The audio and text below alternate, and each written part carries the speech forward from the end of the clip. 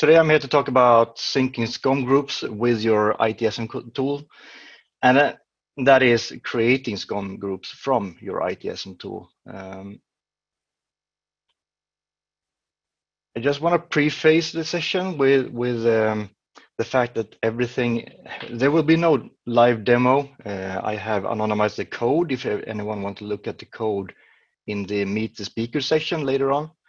But for now, everything you will see in this session will be anonymized by request from the customer example that I'm using. So you will have to deal with that, and I hope that's okay. And Charlotte, if you could pop the polls right away, because in these polls, I kind of want to gauge how well versed you all are in management pack authoring and PowerShell, so I know what parts of this presentation I might skimp on a bit and save for the Meet the Speaker session afterwards. So please vote as soon as you can, and I'll keep talking.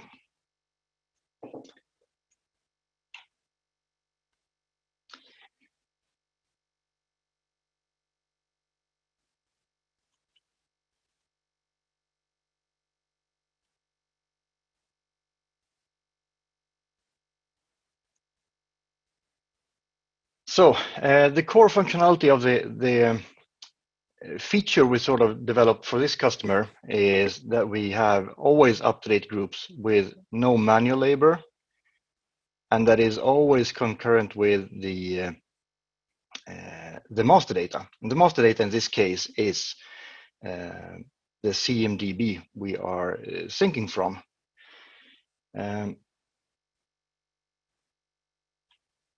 And the reason for actually implementing this was basically that the customer currently have a management and governance model where they sort of organize teams and systems and applications and who manages who and who owns what server. And we wanted SCOM to follow that governance model. But there was some reorganizations, and reorganizations cost extra labor because every group was created manually. So everyone had to sort of go into the SCOM console and create these groups and add the servers. And if there was a new server added, we had to add that one as well. And combine that with the fact that there was a lack of SCOM resources. I'm talking about humans here. There was only one full-time SCOM admin, and yeah, and this is a customer with somewhere around 1,000 agents, nearly 1,000 agents. So there was a lack of resources, and that's kind of where I got involved to help them out. And because of the lack of resources and the extra labor caused by the reorganizations, and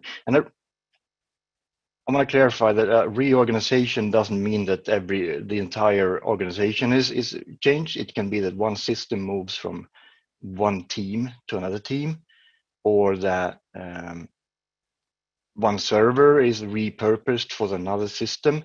So that also requires manual labor to actually move the server from one group to another group, or move a group from one subgroup to another subgroup. And with only one SCOM admin, yeah, things got a little bit hasty sometimes, and spelling errors do happen.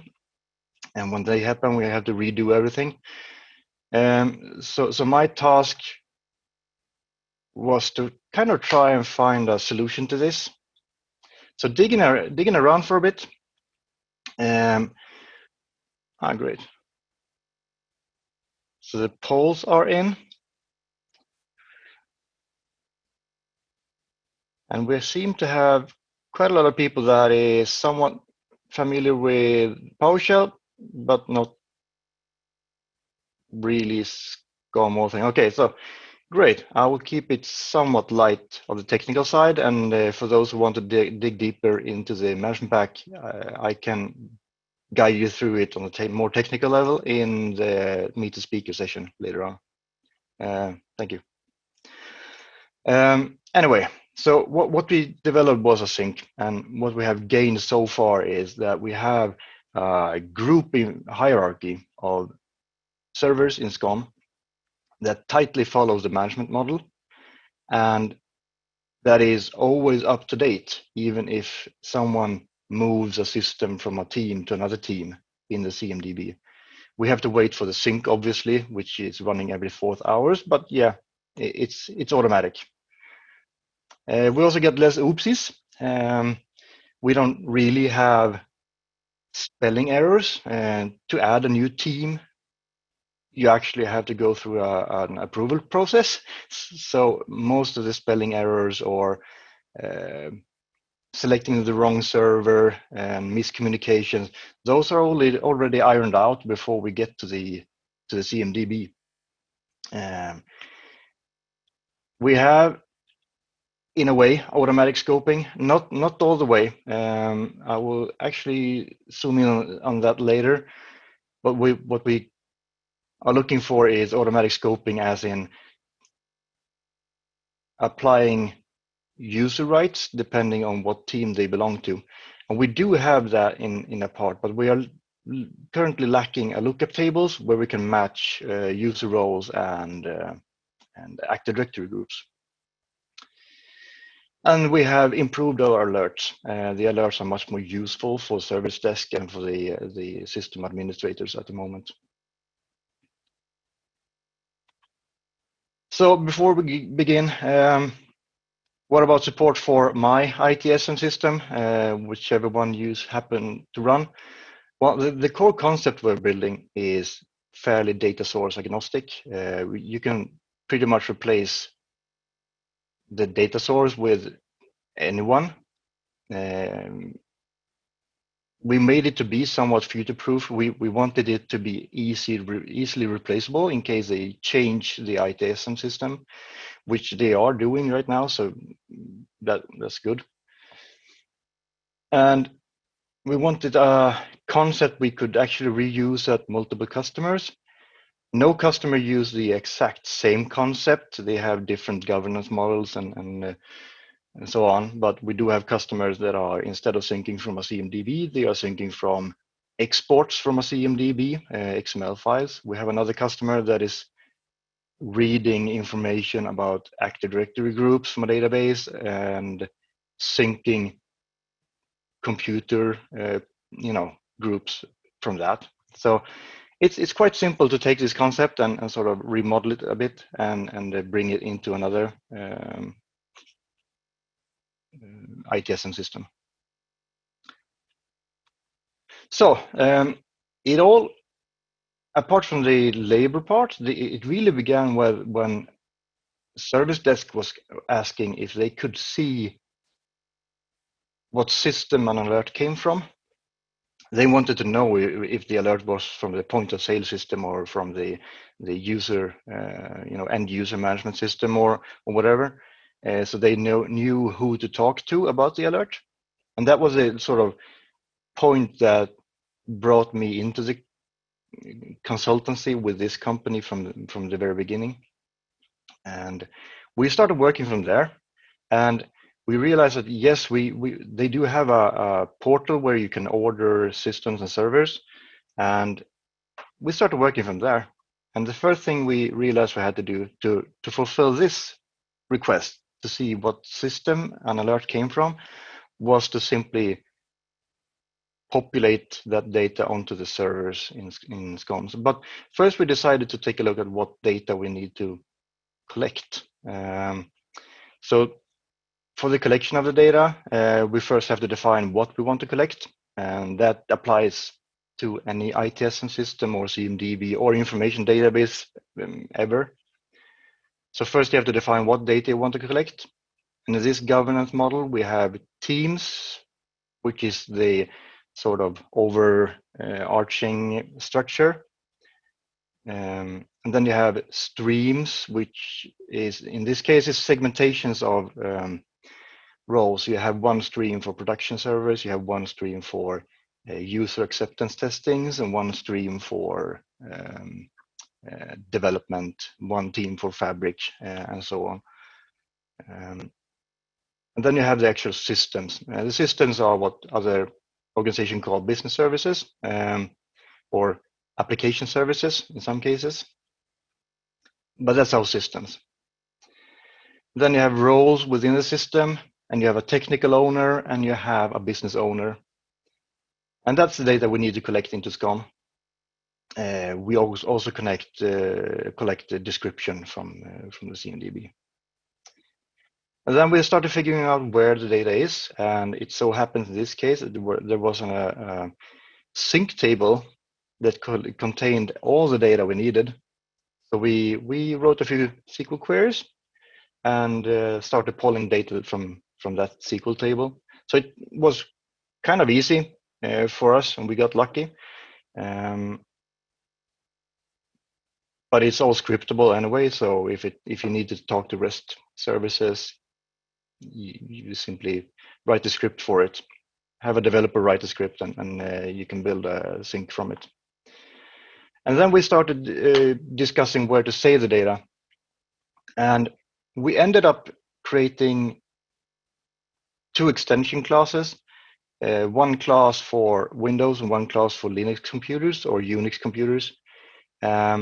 Because in the governance model or the management model, they really don't go any more specific than a computer. But a computer is always owned by one system and one system only.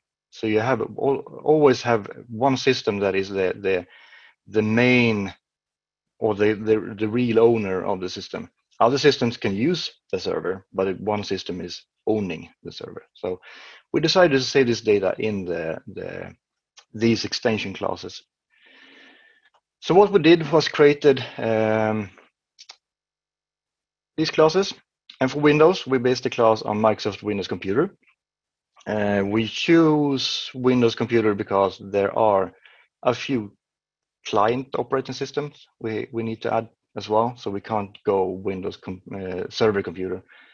And for the Linux systems, well, Microsoft Unix computer. And these are not very advanced. They are basically classes with a base class of the Microsoft Windows Computer, and then we add all our properties that we need to fill the data. And as you can see, we actually populate a few other useful information that we found as well, like VM names, so everyone can see what VM, what the name of the VM are, and description and area that isn't used for any groups, but it's used for information in the alerts.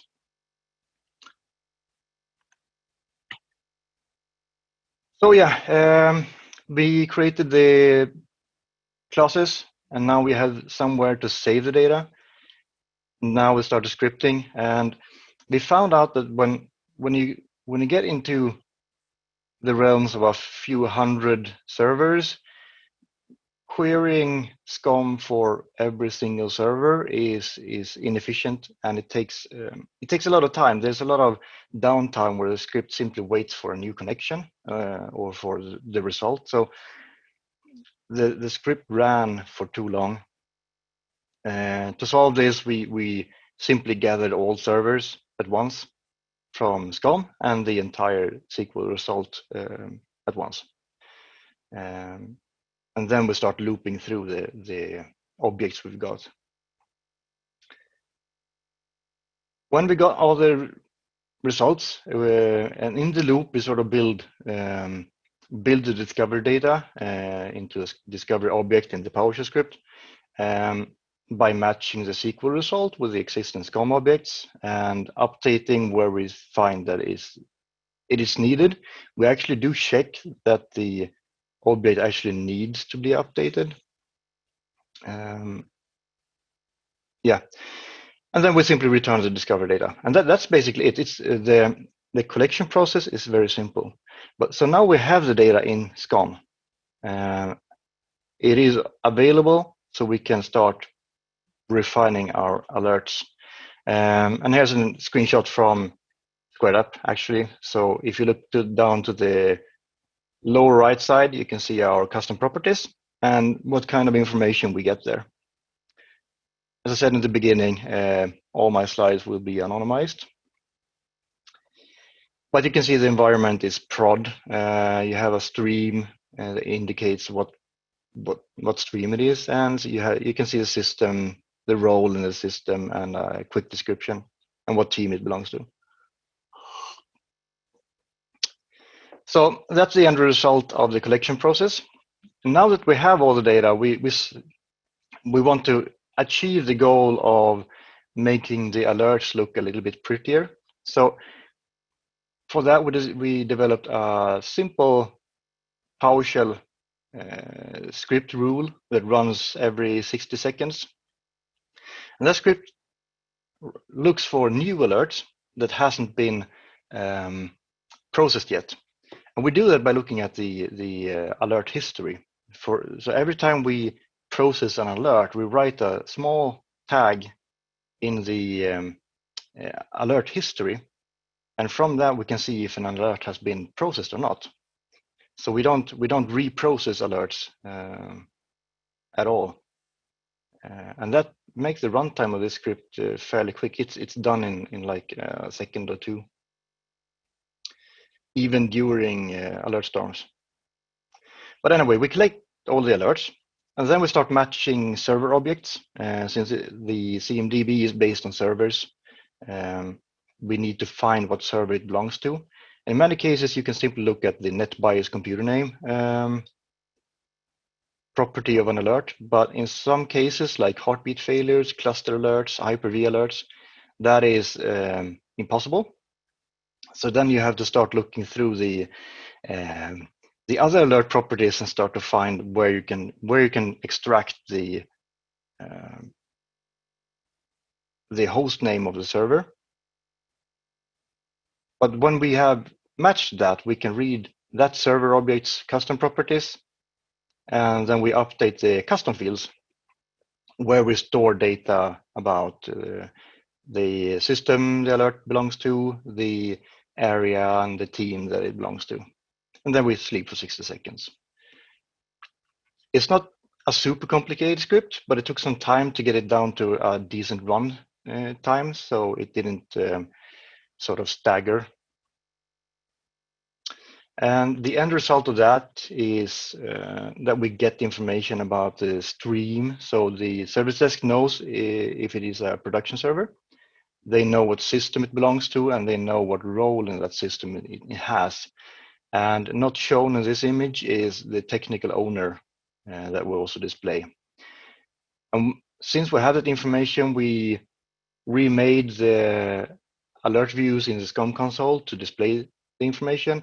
And we also started going through all the necessary widgets in Squared Up to make sure we display the custom properties as well.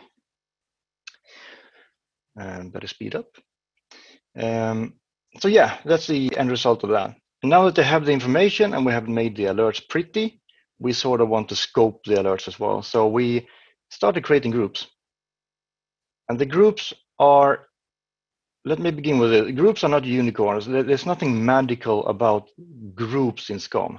When it comes to management pack authoring, once you realize that a group is nothing more than a regular SCOM object, it just has a few other workflows applied to it, but yeah, it's just another object. And when you realize that, you can start to get really creative with groups, and you can start to get really creative with automating groups, like we did here. So we created two types of groups, one for team and one for system. We chose these two because the system group is actually a combination of stream and system name. Yeah, so you know the group name will be stream-system name, so you know directly if it's a production server or not. And the team is just the name of the team. Then we have two base classes. The base class for the team is an instance group. We're not storing computer objects in it, so we chose instance group. The system, however, is only ever going to contain computers. So we chose the computer group for that. Then we created 3 relationships. One relationship for the team to system relationship, the one that ties a system into a team group. And then 2 relationships to add Windows computers and 1 relationship to add Unix computers. A relationship cannot point to 2 different classes, so we have to use 2 relationships for that. Then for group settings, there are a few critical settings on the group class that we have to make sure are there. The first one, singleton, has to be false. You can create a group that is singleton using a discovery. I don't know why, but you can. But you cannot alter it. You cannot change it. You cannot modify it. You can't do anything with it. Once it's there, it's there. So you can't do any discovery on it. We want accessibility to be public, so we can point to our groups from other management packs.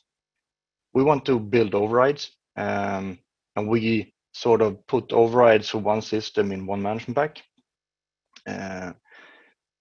So we want to be able to do that, and to be able to do that, you have to have accessibility to public. Otherwise, it will be locked. Then we have to have one unique key for our discovery to work, and that is the group name. And without this key value, like there, without this entire concept won't work. You have to have this unique key, and this unique key, that's the system dash, stream dash stream name that we combine and create a group name from. And that's the unique name of the group in the entire management group. The actual discovery is quite simple. We have a script that really doesn't leave SCOM. The script collects all the server objects from SCOM, all the custom extension classes we have, reads all the team and system properties that you saw in the alerts. It generates the group names by combining the stream and the system name.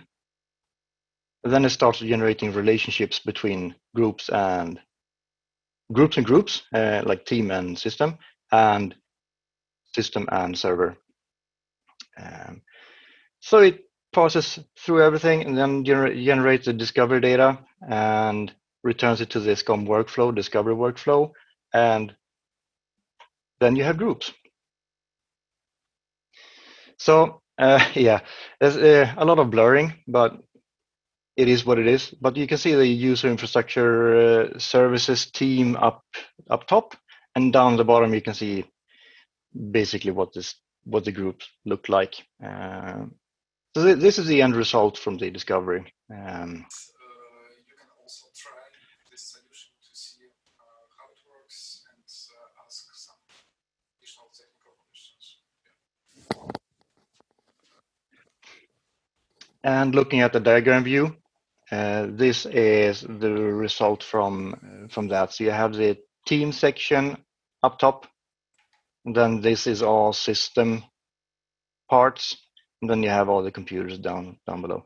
And I mean, you can obviously drill down even further if you like to see disks and processes and services. Also add that we also support, of course, Unix Linux monitoring. And now that we have all that, we kind of want to make it shine. We want to make it pretty. We want to make the system administrators happy. We want to make the service desk happy.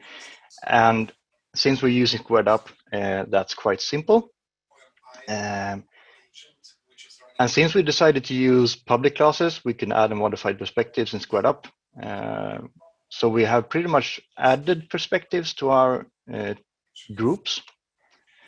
This is an example of a stream dashboard. So we can see this is basically filtered on every system that contains stream XX in the name, where we collect the critical monitor alerts, critical rule alerts, and status dashboard on all the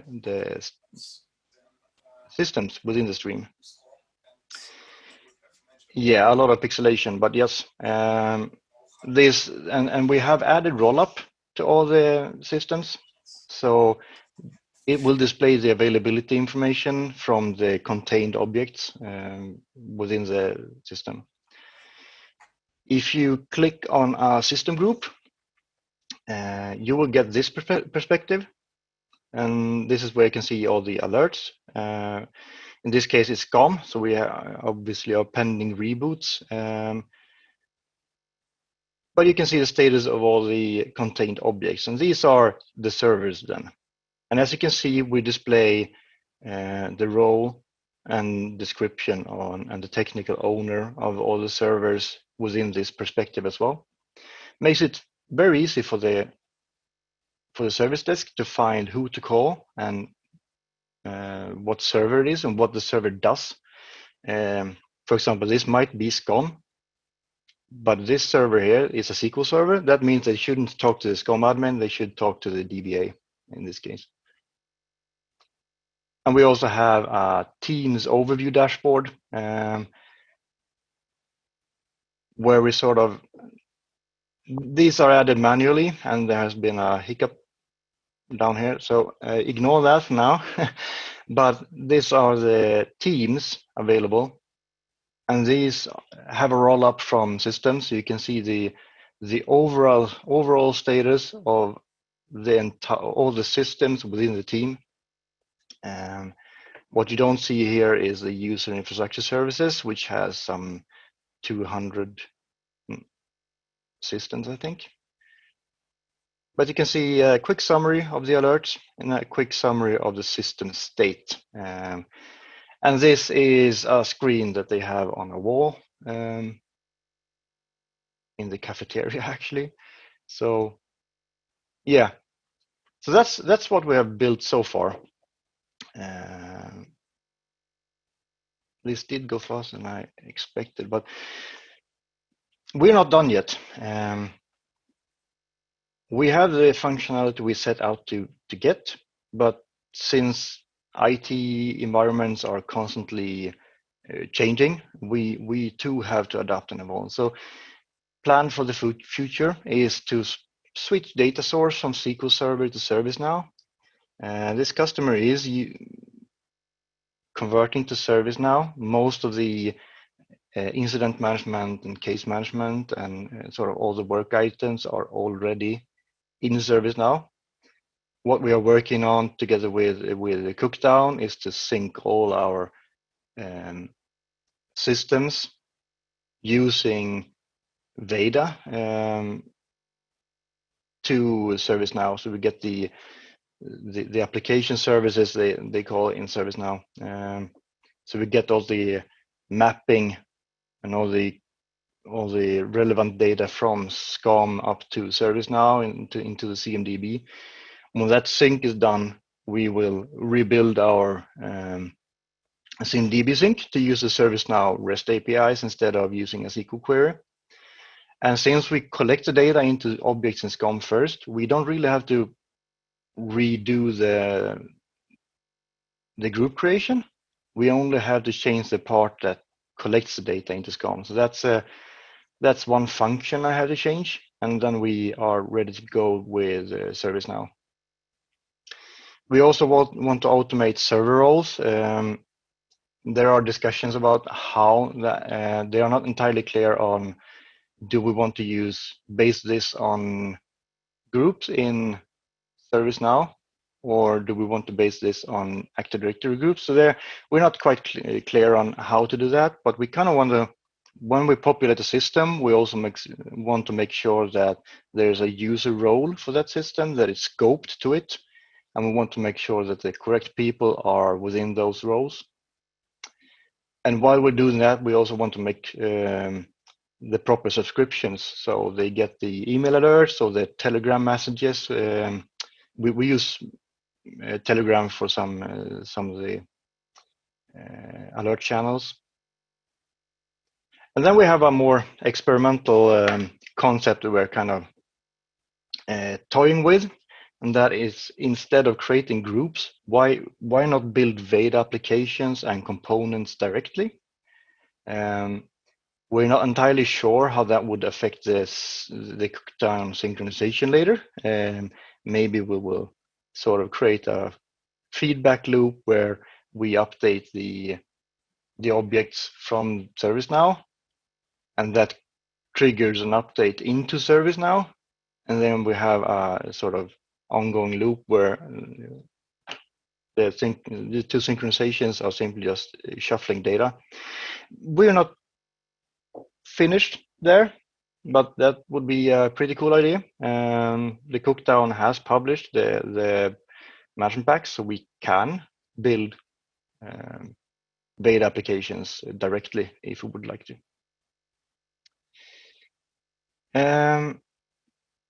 That is actually all I had. I have 4 minutes to go on the timer, but I think it's